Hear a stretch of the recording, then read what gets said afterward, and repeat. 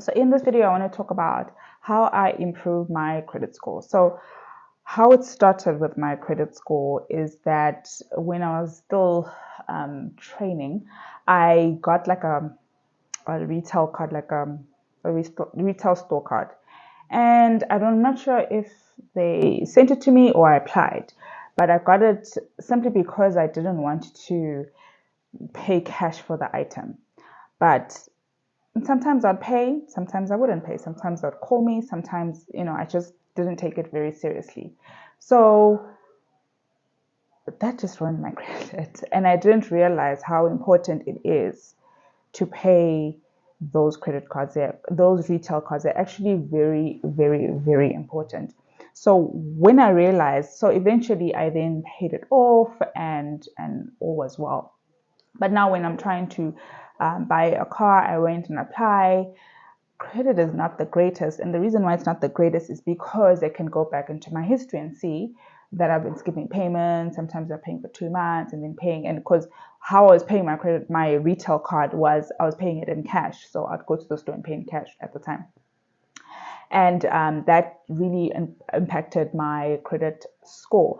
And the reason why is because if you skip payments, they report to credit bureaus.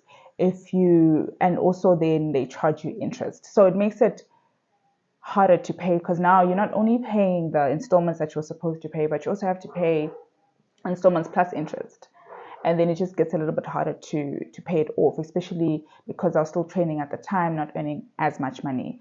And then they also report you. You get a lot of calls, ignoring the calls. I didn't actually understand the importance of a good credit score up until that point.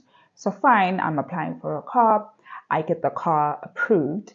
And the problem is if your credit is not good, the term of your interest rate is not going to be favorable. So the better your credit score, the better the interest rate they're going to give you. So I just took it because I needed a car to get back and forth to work. And I got this retail card. And I got the car with the high interest rate. So with the high interest rate, what that means is that you'll pay higher than someone with a good credit score. You pay more for being riskier. So you pay for the risk. So one action has a ripple effect.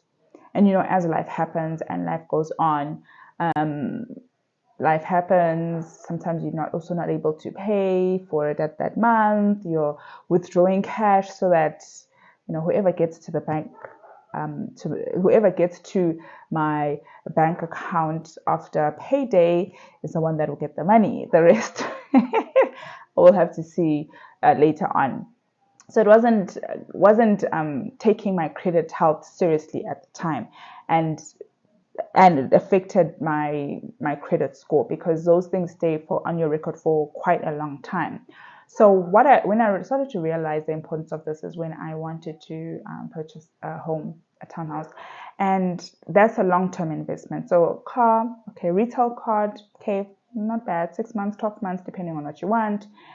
Car, 5 years, okay, cool, not too bad. But when you want to buy a house, you definitely want to have good credit score so that you can get the best rate and the best offer. You don't want to be in a situation like I was, where you sort of have like 2 or 3 offers, or one sometimes, because nobody wants to take a chance on you.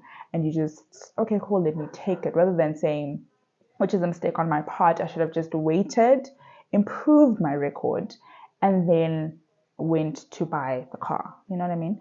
But anyway, nevertheless, so now when I want to get the house, this is when I realized the importance of having a healthy credit score, because it affects your ability to get credit in the future. It also affects the interest rate that you'll be charged in the future. So what I did, the first step that I did was I went on to an app, ClearScore. I downloaded this app because I wanted to see where I was and where I wanted to be, and to improve it, and to actionable steps that I can do to improve this credit score. The nice part that I like about this app is that it shows you what your credit score is upfront, and also shows you all the data, the creditors that you have at the time, and also shows you whether you've been paying or you haven't been paying. I think they all work that way, but it's also just a nice oversight of what your credit score looks like. So that was the first step that I did. Download this app so I can keep track of what my score is currently right now. And also what I wanted to do with this app was to check if I don't have any judgments or anything that shouldn't be on my record. So I went through it thoroughly and I basically faced the truth of what I didn't want to do in the first place, but I wanted to do it this time because what I would also realize before is because I know it's so bad, I just don't want to look at it. But that's like the first step to getting it to be better. So you have to actually face it and say, okay, this is the reality of my situation. This is where I am, and my credit is not good.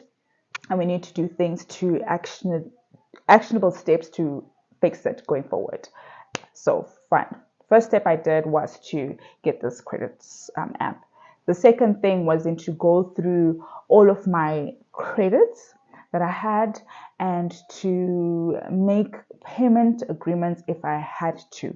So for example, there was an instant where my company closed down, so I called them and I said, okay, cool, my car, and I called them and I said, okay, my company is closing down, can I please have 3 months off?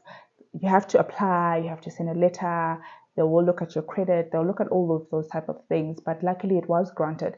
And because it was granted, I was given 3 months off, like sort of off to like pay. Obviously they will charge me interest going forward, and but still at the time I was just like, okay, there's one less thing on my to-do list. The second thing I did was to do like a budget. So I have done a video on budgets and it shows me my true state, my true financial standing at any given point in time. So I saw, okay, this is my income and this is my expenses, and this is how much I'm paying towards certain things. So you'll find that sometimes you are spending a lot on groceries, sometimes you're spending a lot on entertainment, and you could actually use that money to pay off something else sooner, like personal loans or something like that. Other thing I also thought was very, very important is not to take out the short-term loans. It was very easy to go and take a small short-term loan to try cover up another loan. But those short-term loans are good if you're desperate, but the interest rate is also very, very high. And you just find yourself then having to pay, on top of what you're already paying, you have to pay the premiums on that plus the interest rate on that for maybe 5 months or 3 months or something like that. So don't take out any credit. So that's what I did. So first thing was I got the app, credit score app that I was using.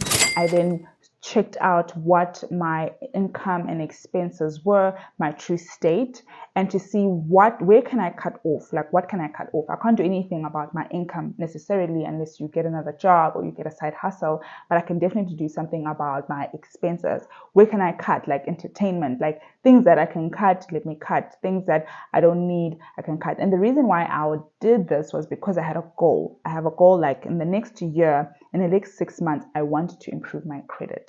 So what I will do, I'll live frugally so that I am able to accomplish my long-term goals. So even if it gets tough at the time, I would then be purposeful and mindful that this is what I want to do. This is what I'm going to do. And short-term pain for long-term gains. So just for a short time, you just cut down on eating out. I just cut down on buying food at work. I did rather bring a lunchbox.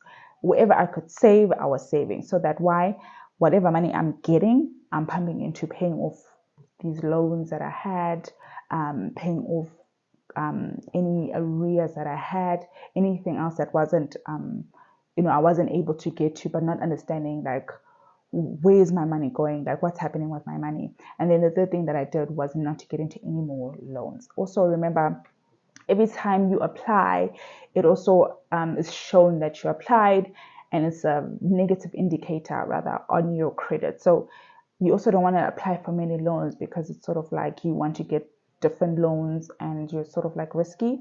So not to apply for any loans those are the 3 things that I did to improve my credit. I hope this video has been helpful, and I will see you next time. Bye.